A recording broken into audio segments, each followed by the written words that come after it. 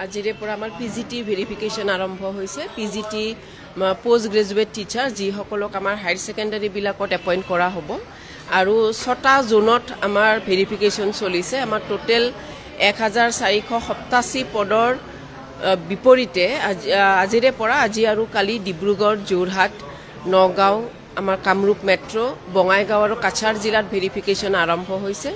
কামৰূপ মহানগৰ জিলাত আমি 332 জন কেণ্ডিডেটৰ ভেৰিফিকেশ্যন আজিৰ পৰা আৰম্ভ কৰিছোঁ। কাইলৈ এই প্ৰচেছটো আমাৰ শেষ হ'ব।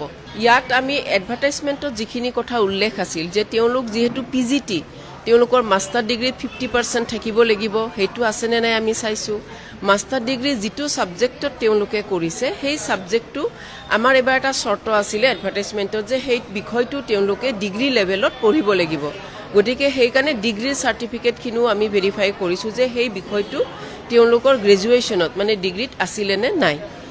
তাৰ লগতে যদি তেওঁলোকে ৰিজাৰ্ভেশ্যনত এপ্লাই কৰিছে তেনেহ'লে তেওঁলোকৰ কাষ্ট চাৰ্টিফিকেটখন কম্পিটেণ্ট অথৰিটিয়ে ইছ্যু কৰা হয়নে নহয় সেইখিনি বস্তুও চোৱা হৈছে। আৰু আমি এনচিচিৰ যদি বি গ্ৰেড চাৰ্টিফিকেট থাকে তেনেহ'লে 3 নম্বৰ আৰু এনচিচি চি গ্ৰেড চাৰ্টিফিকেটৰ কাৰণে 5 নম্বৰকৈ দিয়াৰ কথা যিহেতু এডভাৰটাইজমেণ্টত উল্লেখ আছে সেই চাৰ্টিফিকেটসমূহ পৰীক্ষা কৰা হৈছে। আৰু ইন কেছ অফ কালচাৰেলৰ ক্ষেত্ৰত আমাৰ কৈছে যে পাৰ্টিচিপেশ্যন নহয় এচিভমেণ্ট লাগিব। তেওঁলোকে বাহিৰত পাৰ্টিচিপেট কৰি তেওঁলোকে যদি কিবা এচিভমেণ্ট লাভ কৰিছে তেনেহ'লে তেওঁলোককো যদি ষ্টেটক ৰিপ্ৰেজেণ্ট কৰিছে 5 নম্বৰকৈ দিয়া হ'ব। গতিকে সেই গোটেইখিনি চাৰ্টিফিকেট আমি আজি ইয়াত বিএডটো তেওঁলোকৰ ৰিকগনাইজড NCTE ৰিকগনাইজড অৰ্গেনাইজেশ্যনৰ পৰা হয়নে নহয়, ইউনিভাৰ্চিটিৰ পৰা হয়নে নহয় সেইটোও চোৱা হৈছে।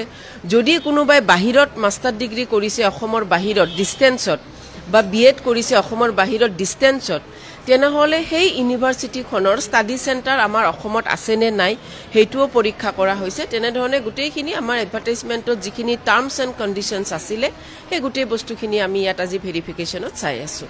তেওঁলোকৰ NOCৰ ক্ষেত্ৰত কথা এটা আছিলে যে at the time of application তেওঁলোকক NOC নালাগে, কিন্তু চিলেকশ্যনৰ টাইমত NOC তেওঁলোকক লাগিবই।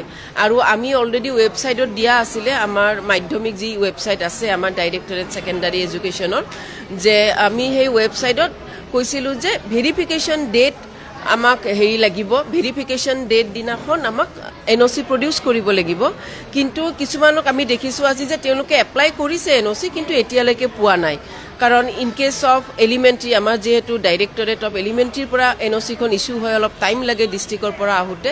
গতিকে আমি সেইখিনি আজি ৰিমাৰ্কছত লিখি থৈছোঁ যে NOC applied need further verification, তেনেকুৱাকৈ আমি কথাখিনি আজি আমাৰ ইয়াত ভেৰিফিকেশ্যনত লিখি থোৱা আছে। বিএড ডেপুটেশ্যন লাগিব। যদি ইন ছাৰ্ভিচ হয় কেণ্ডিডেটজন তেনেহ'লে তেওঁ ডেপুটেশ্যনত যাব লাগিব। আৰু যদি তেওঁ ডিষ্টেঞ্চত কৰিছে তেনেহ'লে তেওঁ নিজৰ ৰেগুলাৰ ডিউটি হাৰ্ম নকৰাকৈ কৰা বুলি এখন NOC প্ৰডিউচ কৰিব লাগিব কম্পিটেণ্ট অথৰিটিৰ পৰা, তাৰমানে এপইণ্টিং অথৰিটিৰ পৰা।